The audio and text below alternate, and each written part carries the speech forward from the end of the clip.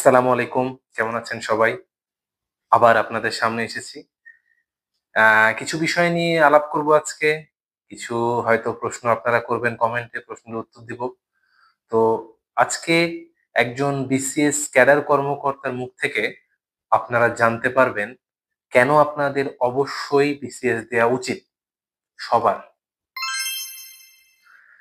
BCS এর চাকরিটা অত্যন্ত নিরাপদ একটা চাকরি। আপনি যখন বিসিএস ক্যাডার হবেন, বিসিএস ক্যাডার হওয়ার পরে যখন আপনি চাকরির স্থায়ীকরণ পরীক্ষা পাস করবেন, তারপর থেকে আপনার চাকরি যাওয়ার সম্ভাবনা নেই বললেই চলে। বিসিএস চাকরি পাওয়াটা যতটা কঠিন, চাকরি চলে যাওয়াটা তার চেয়ে অনেক বেশি কঠিন। আপনাকে যদি চাকরি থেকে কেউ বিতাড়িত করতে চায়, তাহলে রাষ্ট্রপতির অনুমোদন লাগবে। সুতরাং বুঝতেই পারছেন চাকরিটা কতটা কঠিন যাওয়াটা। তাই বিসিএস ক্যাডার কর্মকর্তাদের চাকরি নিরাপদ এবং স্থিতিশীল। সমাজে আপনার একটা আলাদা সম্মান হবে। সমাজের একটা পজিশন আপনি দখল করবেন, যেখানে সবাই আপনাকে সম্মান করবে।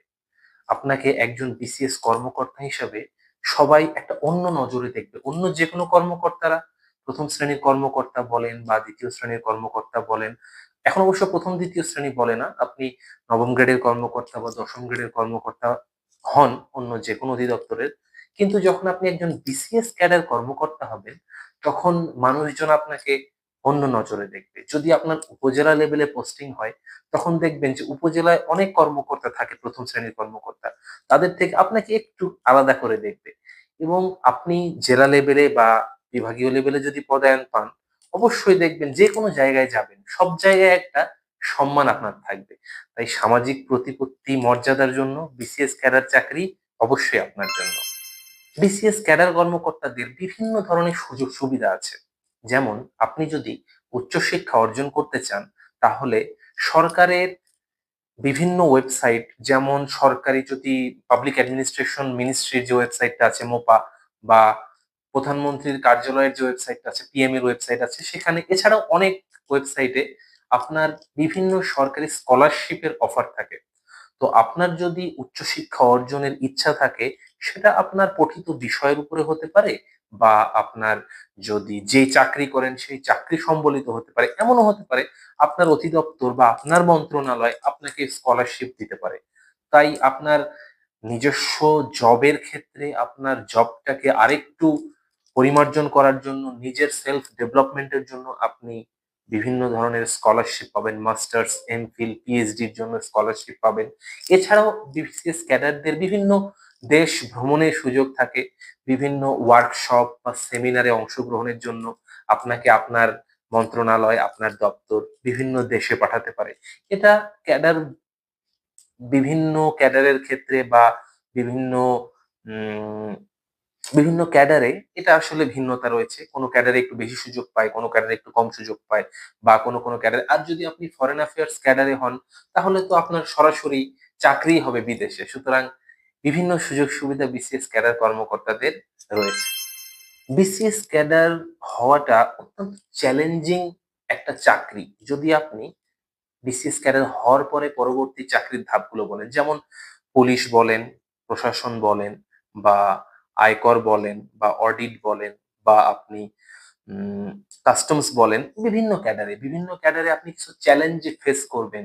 এটা পলিটিক্যাল চ্যালেঞ্জ হতে পারে, বা পাবলিক ফিগারদের চ্যালেঞ্জ হতে পারে, বা আপনার যে কোনো ধরনের সামাজিক আহ মুখোমুখি হতে পারেন। অনেক কিছুর মুখোমুখি আপনি হতে হবে আপনাকে। এবং সেই বিষয়গুলোতে আপনারা কিভাবে উতরে যাবেন, সেই বিষয়গুলোকে কিভাবে আপনারা সমাধান করবেন, এটা সম্পূর্ণ নির্ভর করবে আপনাদের দক্ষতার উপরে। তাই আপনাদের নিজেদের দক্ষতাটা আপনারা বাড়াবেন বিভিন্ন প্রশিক্ষণের মাধ্যমে। সুতরাং বিসিএস ক্যাডার কর্মকর্তাদের চাকরি অত্যন্ত চ্যালেঞ্জিং। এবং যখনই এটাও আমি বলতে পারি যে বিভিন্ন চাকরি ভেদে আপনার চ্যালেঞ্জ বিভিন্ন রকম হবে। তবে অবশ্যই আপনি চ্যালেঞ্জ ফেস করবেন, থ্রিল ফেস করবেন, এবং চাকরিটা অবশ্যই এনজয় করবেন। সর্বোপরি দেশের সেবা করার সুযোগ। আপনি অনেক চাকরি করতে পারবেন। গভর্নমেন্ট চাকরি বলেন বা প্রাইভেট চাকরি বলেন। তবে সব ক্ষেত্রে আপনি যেই সুযোগটা পাবেন না, সেটা হচ্ছে দেশের পলিসি মেকিং এ যারা অংশগ্রহণ করে, তারা হচ্ছে রাজনৈতিক যে ব্যক্তিত্বরা থাকবেন তারা, মন্ত্রী, মিনিস্টার, এমপিস, প্রধানমন্ত্রী। তবে তাদের এই সিদ্ধান্তগুলো ইমপ্লিমেন্ট আপনারাই করবেন। আপনারাই দেশের মানুষের জন্য কাজ করবেন। আপনি যদি শিক্ষক হন, আপনি যদি শিক্ষা ক্যাডারে যান, দেশের ভবিষ্যৎ গড়ে তুলবেন। আপনি যদি প্রশাসন বা অন্য যে কোনো এক্সিকিউটিভ চাকরিতে যান, তাহলে অবশ্যই আপনি দেশের মূল যে ভিত্তি, আমাদের দেশের ইকোনমি বলেন, আমাদের দেশের ইনফ্রাস্ট্রাকচার বলেন বা যে কোনো ভিত্তিতে আপনার অবদান থাকবে। আপনি সমাজকে সুন্দর করার জন্য, দেশকে সুন্দর করার জন্য, দেশের মানুষের আরেকটু ডেভেলপমেন্টের জন্য, দেশের মানুষ কিভাবে ভালো থাকবে এই বিষয়গুলোর জন্য আপনি কাজ করবেন। এবং এটা আমি মনে করি একজন নাগরিক হিসাবে আমাদের অত্যন্ত পবিত্র একটা দায়িত্ব, এবং এইটা আমরা পালন করতে পারবো। এবং বিভিন্ন ধরনের সুযোগ সুবিধা মধ্যে আপনি আর্থিক সুযোগ সুবিধাও পাবেন। আপনার একটা নির্দিষ্ট হ্যান্ডসাম স্যালারি থাকবে, যে স্যালারিতে আপনি অবশ্যই খুবই সৎভাবে জীবনযাপন করতে পারবেন। অবশ্যই আপনি আপনার ভবিষ্যৎ প্রজন্মকে আরো সুন্দর করার জন্য, দেশকে আরো সুন্দর করার জন্য, এবং আপনার পরিবার, আপনার সমাজ, সবাইকে আপনাকে নিয়ে গর্ব করার জন্য আপনি বিসিএস ক্যাডার হওয়া বেছে নেবেন, এবং অবশ্যই এর জন্য চেষ্টা করবেন। মনে রাখবেন, কষ্ট যেখানে বেশি, তার মিষ্টতা, তার ফলের মিষ্টতা সেখানে সবচেয়ে বেশি। তাই আপনি যত কষ্ট করে আজকে বিসিএস ক্যাডার হতে চান, আপনি এর চেয়ে বেশি সারাটা জীবন সেই সম্মানটা পাবেন, এবং রিটায়ারমেন্টের পরেও আপনি সেই সম্মানটা পাবেন। আপনি একজন বিসিএস ক্যাডার কর্মকর্তা, এটা বাংলাদেশের ক্ষেত্রে সর্বোচ্চ সম্মানের চাকরি। আমি অবশ্যই চাইবো আপনারা সবাই এই চাকরিতে নিজেকে আরো ডেভেলপ করবেন, এবং এই চাকরির জন্য নিজেকে প্রস্তুত করবেন। এবং অবশ্যই আপনাদের যদি ইচ্ছা থাকে, আকাঙ্ক্ষা থাকে, অবশ্যই এটাতে আপনারা সফলকাম হবেন। আপনাদের জন্য দোয়া ও ভালোবাসা রইলো।